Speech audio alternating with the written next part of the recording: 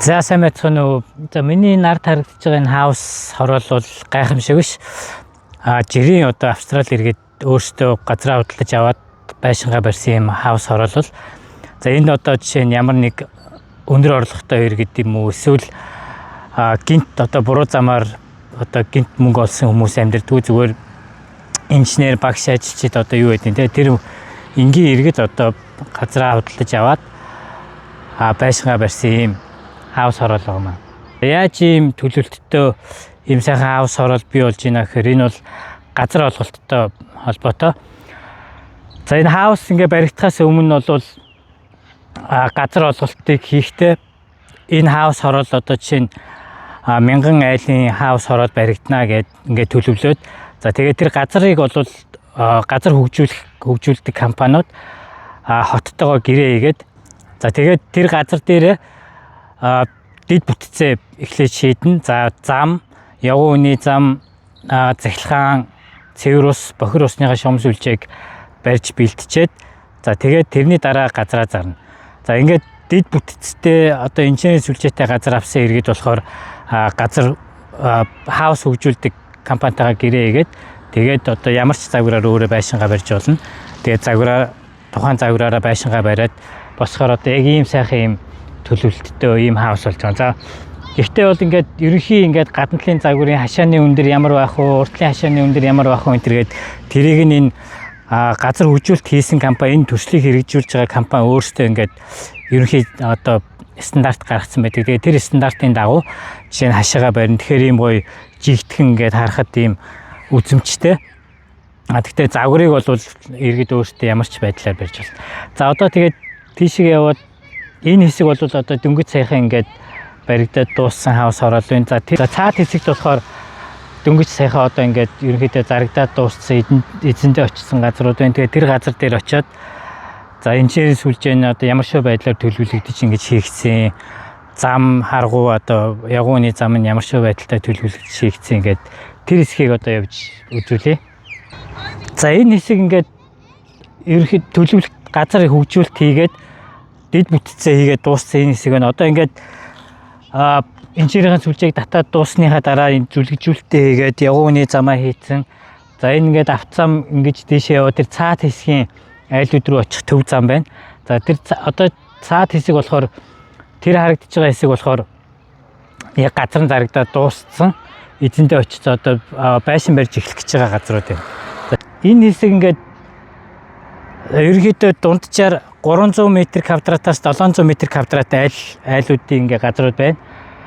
За одоо энэ чи болохоор энэ айл жишээ нь энэ компанитай ингээ гэрээ хийсэн. Энэ компаниар ингээ хаусаа бариулах гээд гэрээ хийсэн. Ингээ компани ингээ сайна авчраа тавьсан байна.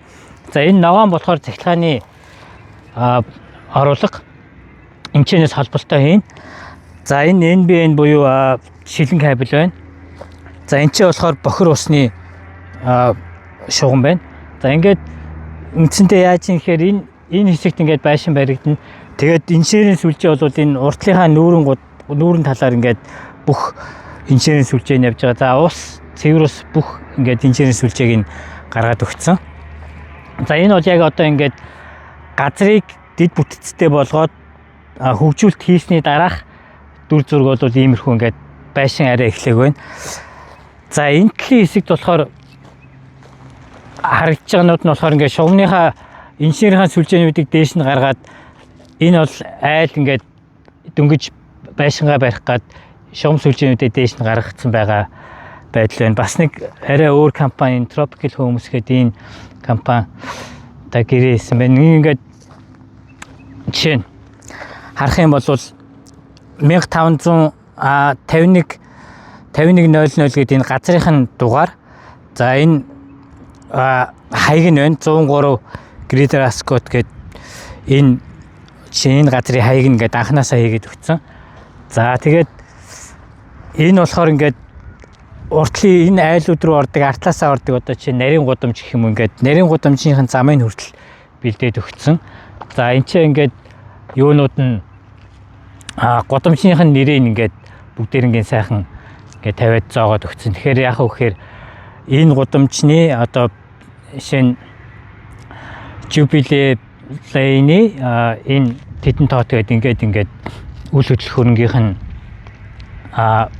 үл хөдлөх хөрөнгө ингээд энэ гудамжийнхаа нэрээр гараад ирд. Ингээд бүх юм ингээд нэг анханасаа тодорхой гудамжийн нэр, дугаар, байшингийн дугаар, газрын дугаар ингээд бүгдээрээ анханасаа газар хөгжүүлэлт хийхдээ тодорхой ингээд нэг хаяжилт болохоор бүр ингээд газар төлөвлөлтийн үед хаяжилт ингээд гараад ирж байгаа. За миний энэ зогсож байгаа хэсэг болохоор яг баруун гар талд болохоор яг жилийн өмнө ингээд газар аваад хүмүүс байшингаа барьцсан ингээд хаус хороол байна. За зүүн гар талд болохоор одоо сая үзүүлсэн нөгөө дид бүтэцтэй инженерийн сүлжээтэй одоо ингээд иргэд газар авцсан байшингаа барихад бэлтгэсэн ингээд ийм газар байна. За энэ газар бол одоо ерөөсөө маш амархан нэг жилийн дараа гихтэл иймэрхүү хаус хороол болчихно. Нэг хаусыг яг уу компаниудаас хамаарат 6 сараас 12 сарын хугацаанд нэг хаусыг барьд юм байлээ. За товчхондоо юу хэлэх гээд нэхэр газар олголтыг бид нар анханасаа хийхдээ тэр зүгээр ингээд ийм кадастр хатгаад иргэд өгдөг биш.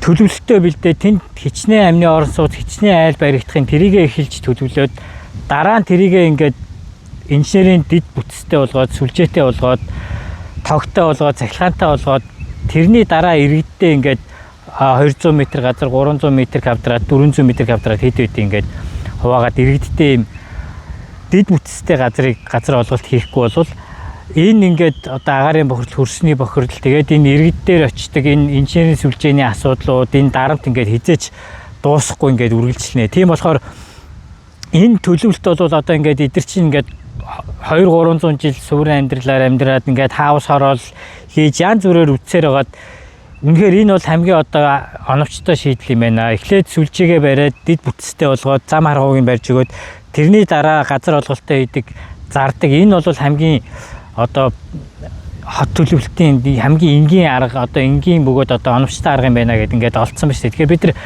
энэ аргаас суралцаад одоо хот төлөвлөлтүүд ялангуяа одоо энэ аймаг сум тэн суурин газрууд төлөвлөлтүүд одоо ингээд газар төлөвлөлтөө ингэж хийх хэрэгтэй байна.